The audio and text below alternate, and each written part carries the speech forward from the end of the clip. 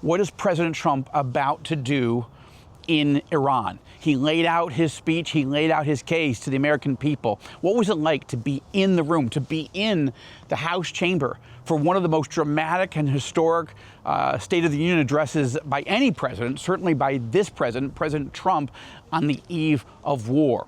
Hi, this is Joel Rosenberg for All Israel News. We're here at the U.S. Capitol, and last night, one of my colleagues with All Israel News and I had the opportunity to be invited by the Speaker of the House, an evangelical Christian, Mike Johnson, who is super pro-Israel, and he couldn't be more pro-American. He is the Speaker of the House. He invited us to come and meet with him and attend a reception in his office, in his suite, and then attend and watch this State of the Union address by Donald Trump. And it was a remarkable evening. With me was my colleague, Hanan Lischinsky. You may remember that name because Hanan Lischinsky's younger brother, Yaron, was brutally and tragically assassinated along with his girlfriend, Sarah Milgrim, here in Washington just a little less than a year ago by a crazed pro-Palestinian gunman who traveled here from the Midwest to find somebody to kill. Both Yaron and Sarah Milgrim worked for the Israeli embassy. They were going to a Jewish event with Jewish young people. And this was a global story. It was a horrific event. And so I want you to meet with and hear from Hanan Lischinsky, the older brother, the oldest in the family, who had the opportunity to be invited by the Speaker of the House. I want you to hear how that came about, but to come and honor his brother, to be here to witness what's going on in Washington and the president's remarkable, I would say phenomenal remarks. They were really dramatic on the eve of this war with Iran. So let's take a moment, and I want you to watch my conversation here at the Capitol the day after the State of the Union address with Hanan Lischinsky, my colleague with All Israel News. Hanan, it's great to spend time with you here at the Capitol. What an honor it was to be with you at the State of the Union address. You invited by Speaker of the House, Mike Johnson, and it was great to accompany you. Can you just share a little bit about, first, how did the invitation come to your family, and how did you wind up being your family's representative? Yes. So the office of Speaker Johnson actually reached out to my parents first. They invited my parents to come to the State of the Union, but with That's all amazing, actually. It's been great. They're so gracious. You know, Speaker Johnson has also, when the murder of my brother happened, shortly after, he led a bipartisan vigil here on the steps, actually. Amazing. And so he invited my parents, but with the Iran war looming, as we're filming this, you know, we don't know. Yeah. It could happen any minute, though we're expecting it in a couple of more days. Yeah. But with this looming, they didn't want to travel to the US and get stuck. But luckily, I was already in Nashville, Tennessee, actually, to cover NRB and also... Right, for All Israel News. We're so grateful. Exactly, the Judeo-Christian Zionist Congress. Right. And so they just asked me if I could go represent the family and accept the invitation on their behalf, and that's what we did. Share with people who may not know your brother's story, what happened last year? Yeah, so this happened at the end of May last year. My brother was working here in D.C. at the Israeli embassy. He was an embassy worker. He wasn't a diplomat yet, though he might have emerging wanted to. Working for the diplomatic corps, like we're working for the foreign ministry. Yeah, exactly. And his girlfriend, Sarah Milgrim, who also worked at the embassy. On that night, they were visiting at an event for young diplomats and staffers. Young Jewish here people. In DC. It was a Jewish event, right? It was a Jewish event by the AJC. The American Jewish Congress. Yes, right? The American Jewish Congress at the Capitol Jewish Museum, actually. And so when they went out that night, they were assassinated from behind by a crazed pro-Palestinian activist. Yeah. Who shouted, traveled here all the way from Chicago with arms, somehow got a handgun. Yeah. And what did he shout? Yeah, he shouted, "Free Palestine!" You know, I did this for Gaza. Yeah. And so they were killed there in front of the Jewish Museum. How old was your brother, Yaron? He's your younger brother. Yeah, he was 30 years old. And Sarah was there just about? She was a couple of years younger. Yeah, I think okay. she was And they met at the embassy, right? Yes, they met through their work after October 7. You know, actually this horrific tragedy brought them together, and in their shared commitment for Israel. The tragedy of October 7th. Yes. They started working together. Exactly. Yeah. Exactly. Through their shared commitment, their passion to work for Israel, for the hostages, that was very important to both of them. Yeah. And this is how they met. Wow. Now, they were dating, and as I understand it, they were planning to come to Israel, to Jerusalem, to meet your family, have her meet the family for the first time in person, and get engaged. That's the story? Yes, that's how we understood it. Actually, we didn't know that Yaron was apparently planning to get engaged in Jerusalem. You learned that later? Yes, through friends, and he didn't explicitly tell us that he wanted to get engaged. That was going to be a surprise. There were plans in place already, apparently. Okay, wow. And so they were supposed to fly out a couple of days after the murder to meet us for the first time. We didn't get to know Sarah. We talked to her on the phone a couple of times, unfortunately, but we were so looking forward to meeting her, to get to know her. Yeah. Now, you are a strong evangelical follower of Jesus. Yaron was, your family are. Obviously, Yaron dating Sarah, she was a follower of the Lord. And how are you guys handling all this? I mean, this was a global story. And it hit you guys hard. How are you guys doing? How can we be praying for you guys and for Sarah's family? Well, I mean, we speaking in the family, we often said, you know, it's only prayer that helps in any way. It's just trying to deal, you know, with time, trying to even to wrap our minds around what really happened there. And so we've been greatly encouraged by so many Christians and non-Christians, you know, reaching out to us, saying that they're praying for us. We've been hearing from the U.S. to Africa to around the world, people have reached out to us. And that's encouraging. I mean, that's the only thing. What can you do? You know, they will not return, but you'll get to see them again in heaven. So to be here at the Capitol with the President of the United States here, the Vice President, obviously as a personal guest of the Speaker of the House, you got time with him, you got photos with him. What was that like? I mean, your life is, you are a reporter for All Israel News. You are a guy who covers the news, and you have been drawn into a story that you never anticipated. And what was it like for you to be here last night at a huge historic moment and on the possible eve of war with Iran also? I mean, first of all, it's a surreal experience to find my name in the news, right? Instead of writing the news. Right.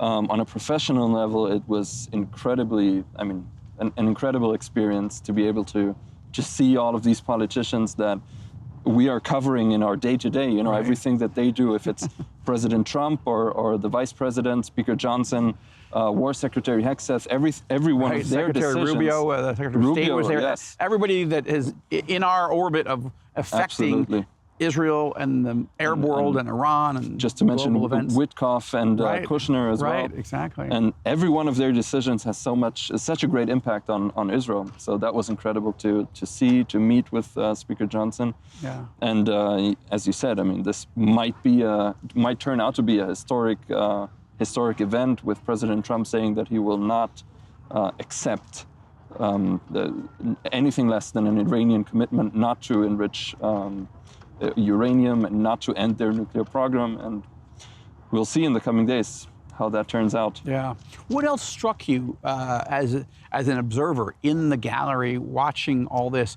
As an All Israel News reporter, what were some of the other sort of takeaways for you? I mean, one thing I will say is that we've also at All Israel News, we've been covering this emerging split within the Republican Party about support for Israel. Right. I don't think we saw any of that during the speech. President Trump didn't mention Israel a lot.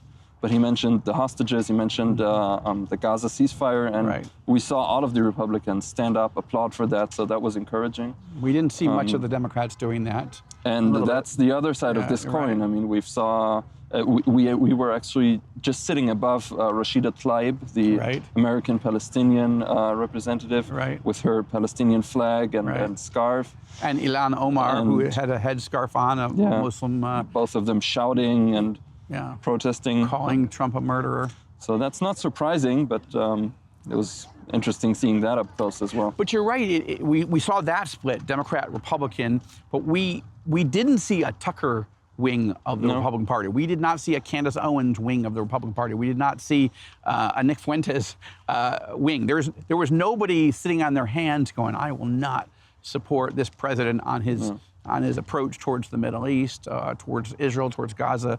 So that is noteworthy, isn't it? Yeah, it's encouraging. I mean, again, sometimes when you're reporting the news, I think you can get too into the story itself, and we're dealing a lot with Tucker, and that is a very important story. He's very influential. But just from talking to a lot of people, just what we saw during the speech yesterday, the support for Israel is still there. It might be changing a little bit, but the Americans, from what I see, are still loving Israel and supporting Israel. Yeah, certainly the Republican Party on this side. We are not a partisan news organization. We're just looking at what are the facts, and we saw tremendous unity on the president's policies. This is interesting because it's not just about Israel. President Trump laid out the case of why he might have to go to war with Iran. He said he didn't want to. He's trying to pursue a diplomatic solution, but he made it pretty clear why he would do it, because Iran has this uranium enrichment program. They have had a nuclear weapons program, and they're trying to reconstitute it. That's news, actually, because we've been hearing sort of leaks and a sense of that. But for him to say it on the record, that they are trying to reconstitute this nuclear weapons program, that was a big deal. He mentioned the ballistic missile program. He's not saying it's only nuclear. And he talked about Iran's support of terrorism, and also that and he used a number that I've never heard him say, 32,000 Iranians murdered by this regime. And so he really laid out for the American people the case. If I have to go to war with Iran, this is why I'm doing it. I don't want to do it, but I might have to. Yeah, and I think it's a critical point also for Israel, for this to be clear that it's not just about Israel. I mean, Israel is in this story. Israel will be the first target of the Iranians if they do shoot their missiles. But this is about world security. It's about American security as well. And I think it was American security, American national interests, and American allies. Absolutely. And you're right. We had reported on All Israel News in the sort of the preview of the State of the Union address that we didn't think Israel would be mentioned much. We didn't think Israel would be the focus, because President Trump, he loves Israel, and he's met with Prime Minister Netanyahu 7 times over the past year. But President Trump does not see himself being driven by Israeli interests in this. He laid out a very America first, not America only, but definitely an America first approach to the Iran threat. And I thought that was really interesting. It's what we thought would happen, but he's unpredictable. So you never quite know what he's going to say and how he's going to say it. No. Was there anything else that struck you from the president's speech, and also just being in that environment, a historic moment, you being there for the first time in your life? I think just speaking as an Israeli, it's amazing just the size, the scope of this whole event. Just being in this space where, as I mentioned, I mean, decisions are taken that are critical for the world over, not just for Israel, for the whole world. Yeah. And also something that I just love to see. I mean, the love that the American people have for their country, for their sports teams, even for the hockey gold medalists who came in there, the way they honor their veterans, their war heroes, even World War II heroes. Yeah. And I mean, World War II heroes in America are guys that we want to honor as well, right? Absolutely. I mean, absolutely. It was amazing seeing that. Last question, and I really appreciate your time. It's been such an honor to be here with you, and I still always believe, biblically, and just I just believe that Israel and Jerusalem are the epicenter of the world. But right now, most people would say this is the epicenter. Between this Capitol and about a mile and a half down the road at the White House, this is the epicenter of the geopolitical universe. And I think that's fair to see that. And the world lead, or the American leaders, the decision makers in that room last night, the Supreme Court justices and so forth, absolutely fascinating.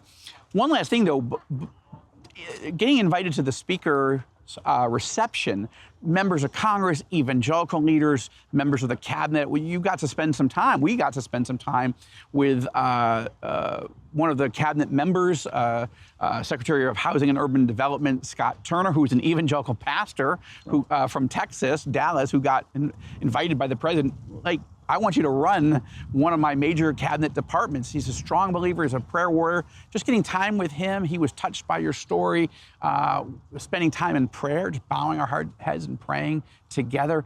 Another major evangelical leader, I'm not sure if I should mention right now, just because we didn't say that we could, really talking with us sort of inside baseball and how he sees this dust up with Tucker, but also the threat from Iran. Just curious, how, those interactions were a lot of value added in a way that, again, most people never get a chance to be in a room and just sitting with a cabinet member or a major evangelical leader, among others. Right. No, I think it's a very valuable experience for me as well, again, as someone who's not American, to have these in-depth, behind-the-scenes conversations, get a feel for the pulse, of the Republican Party, of the evangelical movement. And just on a personal level, it has amazed me. I've said this several times, to have a cabinet member, come in, spend time, say they're praying for my family. Yeah, he knew your story, your family story. Yes, absolutely. That was very touching, and just coming together, bowing our heads in prayer in a public space. I mean, in the highest spaces in the country. Yeah, just an amazing experience. Well, you are leaving tonight, but I'm really grateful that the Lord chose you to represent your family, represent your brother and Sarah, and to have a doorway into this world. And I think this is part of what we're trying to do at All Israel News is we're training up a new generation of reporters who know the Lord, who believe in truth, and are covering the good, the bad, and the ugly when it comes to global affairs and social media and what's going on in the Middle East. But what happens here in Washington affects us, and I think God, gave you an opportunity. Plus, just being with you at NRB last week and the Judeo-Christian Zionist Conference, I'm so grateful, Hanan, for what God's doing in your life. We're all deeply grieved still about what you guys have gone through, but we're grateful that the Lord has, Yaron and Sarah in heaven with him. They're safe, they're good, and he's continuing to give you guys a life and a mission, and we're honored to do life and ministry together and media with you. Yeah, thank you. Thank you. I'm grateful for you. Thank you. A dramatic evening. High stakes, and wow, it was just super fascinating. I have to tell you, I have been to two joint sessions of Congress in which Prime Minister Netanyahu addressed all Republicans and Democrats that chose to attend, House and the Senate. Those are the two events that I've attended here in this building that were some of the most dramatic and historic moments in U.S.-Israeli history. But this State of the Union address by President Trump may rank up there because we are on the verge of war, and the president laid out his case to the American people. It was a succinct case. It was an effective case. And it was interesting to spend time and to be with my dear friend and colleague, Hanan Lischinsky, as we processed it together, as we watched it happen in the room where it happened. It's one thing to watch it on TV. That's a great way to do it. But what an honor to be here and to meet with these various other evangelical leaders, a member of the cabinet, and to process in person what happened here and the moment we're in. Thank you for watching. Please subscribe to All Israel News and hit like and leave your comments. But thank you, and keep watching, because we are in high stakes times. I think President Trump is about to attack, and not just a limited strike. I think we're going into a massive an extended military campaign by the United States and probably with Israel also against the Iranian regime in the coming hours and days. But we'll keep tracking all of this at All Israel News. Thank you. Keep praying for the peace of Jerusalem.